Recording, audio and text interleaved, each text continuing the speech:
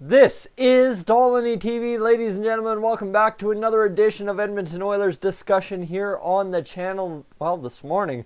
Usually it's this evening, but yesterday you saw me braving the Calgary area of smoke to get a couple of deliveries done in the Calgary, well, South Calgary area actually yesterday.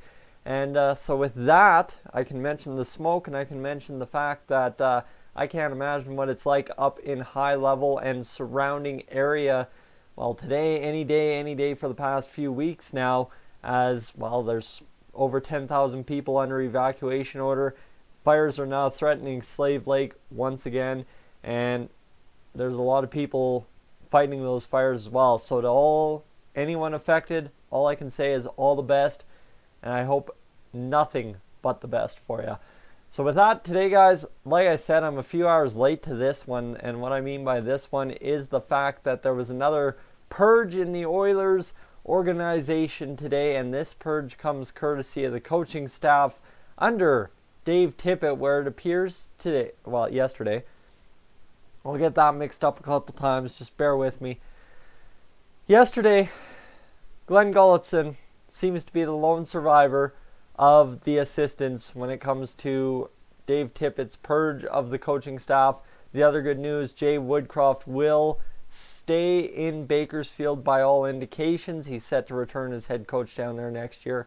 So the big news then, who is fired? Well, Trent Yawney and Manny Vibrios are out and gone from the Oilers organization. Two assistants brought in with some good fanfare. They were supposed to be able to really change the culture of the Oilers and change, well, not just the culture, but the play, the style, the systems, all that, and really help Todd McLellan execute what he was trying to do with the Oilers. However, sorry, unless you're saying Andrej Sekera was the 99% key to the defense being as good as it should have been last year, or the offense scoring a little bit more on the power play at times, or the depth scoring coming together, you got no excuses here, and that's exactly why I think Dave Tippett said, you know what, can't have this whole continued thing going on, so I'm going to replace him and get my own guys. And I think Glenn Gulutzan has this little warm spot in the Oilers' hearts, honestly, as he may be just that guy. Again, this is the Oilers' mess that is, in my opinion. Glenn Gulutzan, a former head coach. Dave Tippett probably knows him from coaching against him in Calgary a couple times and stuff like that. So you look at that, maybe there's a little bit of sense as to what he can do with Glenn Gulutzan on the Oilers bench, whereas Trent Yawney and Manny Vibrios maybe not as much. And you give the failure that was the 18-19 season, suddenly you can see why, well, all of a sudden those two get axed. So now you're probably asking, what the heck were those two's roles? Well, thing is with, let's see, where is it? With Trent Yawney, I believe Yawney was brought in to do the defense. That's the thing there, because he was the guy who was a defensive coach all throughout his career, and there you go, he didn't do much. I'm just looking for exactly what I'm trying to point to. Hired, yeah, to coach defense. So he was in Anaheim. You know, Anaheim had good defense for a couple years there. And he was hired to coach the defense, and that's to my point there about Sekera being the 99% key to playing defense. I don't buy it. That's exactly why you lose your job, is you look at the goals against, you look at all the stuff overall, and it's very, very clear that, you know what, yeah, goaltending was an issue, but defense was issue number one. I've said that with Russell, I've said that with Benning, I've said that with Larson, I've said that with Nurse, I've said that with Klefbom, I've said that with absolutely everyone. And it's tough. It's tough because honestly there was no continuity on the defensive end until the last 20 games of the year this year. And realistically at that point everybody had quit playing because, oh, we're 3 points back, we're not going to make the playoffs, why even try? And that was the end of the season, right? Held out hope till what, April 1st? But it was the end of the season pretty much by March 1st, just given the way they played down that stretch. So, good news with Gulutzan is the fact that he survives this upheaval, and you look at the way it's gone for the past few years.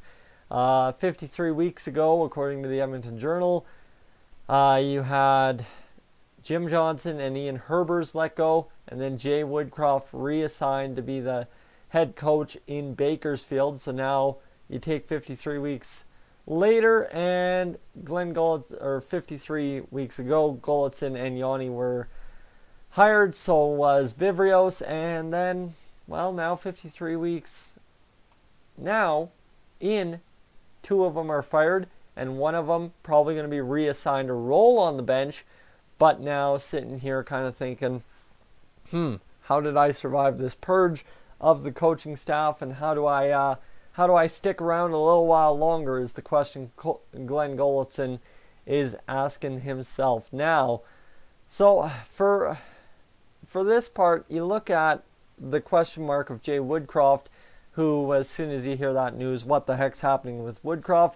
Well, with him staying in Bakersfield, it really allows us a good chance to keep consistency for the kids. And that's one thing pointed out at the end of this Edmonton Journal article on this whole thing, is the fact that Ryan Nugent-Hopkins now is his 8th head coach since he became an Oiler, and he's only 26 years old. That's a lot of head coaches over a span, that's for sure. So for Ryan Nugent-Hopkins, you can only imagine what that does, but you imagine what that would do if you were replacing the junior coach or the AHL coach every single year, like they tried to from Gary Fleming to Jay Woodcroft, and if they had to let Jay Woodcroft go, what that would have meant for all the kids who had built such a relationship with Jay Woodcroft, going on a 2 playoff round run in the AHL and really captivating the hearts of a lot of Edmonton Oilers fans as to what's coming down the pipe in maybe a year, 2 years time, maybe this year altogether, and who knows, right? So overall, what does it mean? We still don't have assistants named for the Edmonton Oilers. That's the only question, is we need to figure out who the assistants are going to be under Mr. Dave Tippett. I'm still getting used to that one, guys. That one's going to take some time to get used to, that's for sure, but I don't expect to hear any news on that until probably Monday, so we'll have another quiet weekend. That's why I felt wasn't necessary to get the video up yesterday, because we need to talk today, and figured as long as we have something to talk about, we'll be good. So guys, 2 coaches out. Manny Vivrios, a guy who I don't think anyone was ever sure what he was doing on the bench at any given time, considering the other 2 were pretty much holding down the fort overall, right? But that's the question. The other thing is Trent Yawney looks like he's going to go rejoin Todd McLellan in Los Angeles. So again, that might bode well for the Oilers, because we know how they will be coached. And that will be a good thing overall, because, well, you know what? If you know how they're coached, you should be able to beat up on them a couple of times. And you want to talk about the Oilers beating up on the LA Kings, how pivotal that is. If you can get 6 of 8 points or 7 of 8 points in the 4 games against the LA Kings next year, that makes for a good time, because let me tell you, that'll allow us to make a lot of ground in the playoff picture just based on one Pacific Division matchup, guys. That's as simple as I can break it down for you.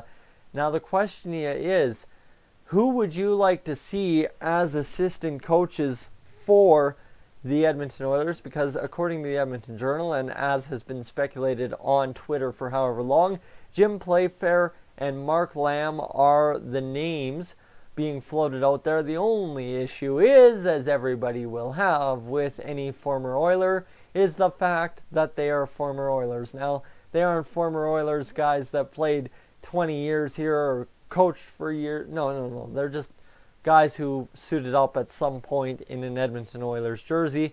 And back in the day, before the expansions from the late 90s, early 2000s, really, you ended up as a journeyman player playing almost everywhere throughout your career. So can you really blame a guy who made a year in Edmonton or played a few years in Edmonton in the smaller league? I really couldn't, especially back then when things were good.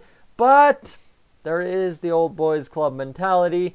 You purge some, you bring some in, and that's the kind of deal we deal with. So In the comment section down below, I'd like to see who you guys think should be the assistants under Dave Tippett on this Oilers staff.